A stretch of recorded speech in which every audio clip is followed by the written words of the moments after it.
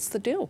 So it's a bit of money from a previous bailout and some new money for Air France as well. Part of this deal is going to see a loan that the French government had given Air France KLM last year worth €3 billion.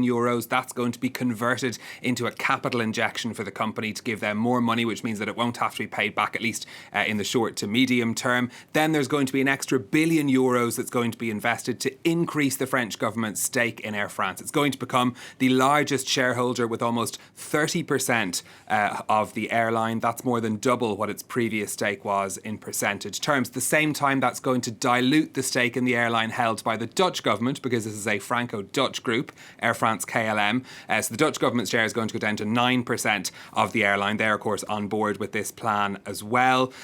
This is the second bailout for Air France in the past year. The French and Dutch governments put over €10 billion into the company last year to try and keep it afloat at the height of the travel collapse in the pandemic. The company's finances still in a parlous state. They lost more than €7 billion last year. They're cutting around 6,000 jobs through a voluntary redundancy programme, and other cost-cutting measures are being looked at as well. So what will the airline have to do in response?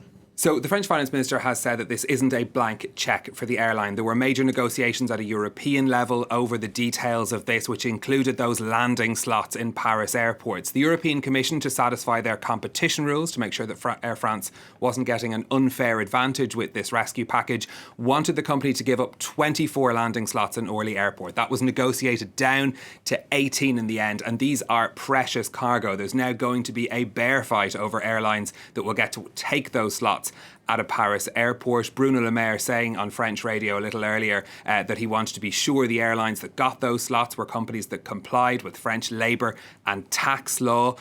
This is a part of a bigger picture, of course, for all airlines, though. They need passenger numbers to come back up before they'll be able to recover properly. This is a sticking plaster measure to try and keep this company afloat through the worst of this crisis. Stephen Carroll, thank you for that. And just finally,